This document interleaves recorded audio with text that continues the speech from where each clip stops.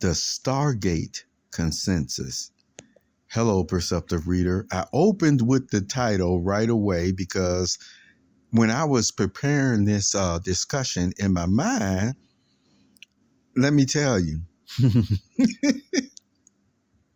just this actor alone, who I'm going to reference, almost made me go into a straight up blown out commentary about Stargate. And that's and that's not even the reason why I was referencing it. You see, at first it was to actually make a factual point. You know how the truth is in the parable, but all the same, please humor me with this, okay?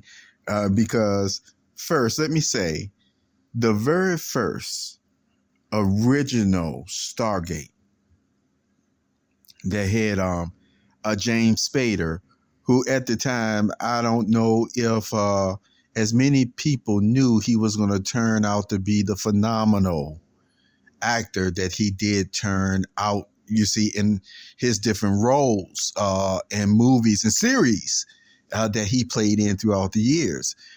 You can actually look at me. I'm still going into a commentary where, like I said, just humor me. You can actually still see the difference of characters that he developed way from even that original Stargate movie all the way to one of his last series, that dealt with the blacklist. It's interesting. It's just interesting, but all the same, the way he developed his characters with that a little, I want to say quirk sense of humor. Because on one hand, it's like he's one of those type of persons who could say something and dead serious. And maybe it's so serious that it's funny, but at the same time, he dead serious that like, I bet not crack a joke. In other words, those type of characters, man, that he really mastered. But this is what I want to mention.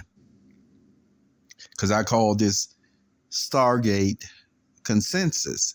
And what I'm talking about was in the movie, it went on to go to show that they had persons who were trying to find the secrets of the universe. And of course, this involved the military. This involved a lot of departments, important departments that you could all lump as far as the mindset of like the Area 51 type of mindset. I'll just let you research that on yourself. But that's the whole mindset of the way the Stargate excavation and research, the people who was involved, who were going through all the different, locations of the pyramids and finding out the secrets there.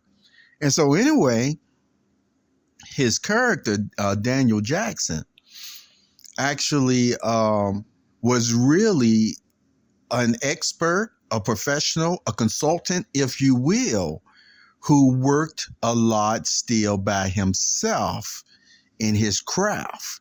Why? Because that linguistic, that translation, the Egyptian history of the nature, the reason why he was such an expert is because it actually sung to his soul. See, and that's the key words I want you to hear. His occupation sung to his soul. So what does that do for you when something sings to your soul? Well, it actually causes you to become even more efficient, working even on a level that other people may think you're crazy at sometimes. You see what I'm saying? Because it sings to your soul on such that level. And yet, you could have a room full of professors who could come to a consensus in this way or that way, and even teach classes and things of that nature, who would be, as I like to mention and give props, highly intelligent and know the scope of a matter to a high degree. And yet those epiphany moments that I'm telling you about only seems to come when something is singing to your soul. Now, with Daniel Jackson, see, he had persons who would listen to him. He would give speeches, etc., about history, Egyptian transliteration or translation, and the hieroglyphics and things of that nature. And he was heard about. So he was invited, you see, to this one military installation, a military installation that's actually it's a real one. It's actually a real one that they show in the movie. It's real. So that I ain't gonna say no more. So the whole point is with that, it was actually one moment where he saw this chalkboard. And that chalkboard had these equations, these hieroglyphics and things of that nature that took up the whole board. And I think the man was working on that for already maybe several weeks. That's the impression I got.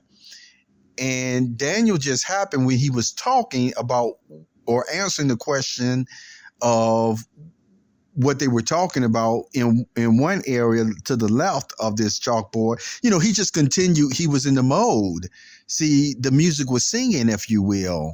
I want to really use that example because he moved over to the chalkboard and then just started erasing and putting in where this should be at and that should be at. And then he actually, guess what? He translated what all of that was saying on the chalkboard. And it really impressed the persons who were listening to him.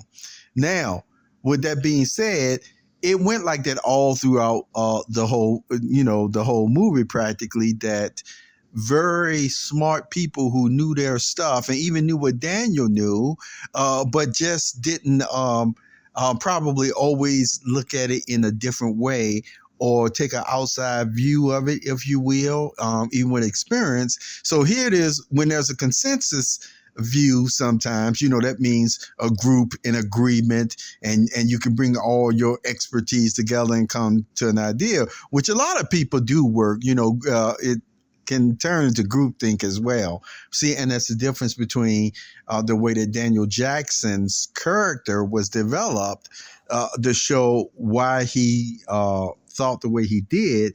And it was even proven in one point where they had the same type of information again, even other than on chalkboard, and the persons couldn't really figure it out. And Daniel ended up saying, "Oh, because you never did learn how to speak it aloud correctly," and that was throwing everything off for them to come to the correct conclusion. It would have been the same. It's the difference between, okay, they just read it, but what Daniel was saying, if you would have spoken it out loud and spoken it in sentences, you see, I'm elaborating on how this functioned. Guess what? They probably would have, and that's what he was making it sound. They probably would have already started singing it to the most beneficial way so they could understand and come to the conclusion on how to solve this matter or that matter. See, Daniel did. So that's the whole point. What I'm telling you about with people at times, it's not only the environment, it's not only the people that you are working with at times, but it really goes to the importance of personal research or personal study. And that's what we've been talking about in spiritual ways at times, for you to grab those important understandings that you just wouldn't get otherwise. Why? Because you're allowing the information, you're allowing the experience to sing to your soul. And that's what I wanted to emphasize to you today. You are continually able to learn anything you want to learn. Sometimes you still have to make moments from always being with the consensus, or where your mind is always being, affected by this or that, or just to be in agreement with something. But you still need to take that same subject and continue to develop it on your own as well. You can work in a group. You also work as individuals, but that's how you also get problems or resolutions to tough situations at times. You see, why? Because you allow even the problem to turn around and start singing to you, singing to your soul on how to solve it. You take good care of yourself, perceptive reader. Have a good day.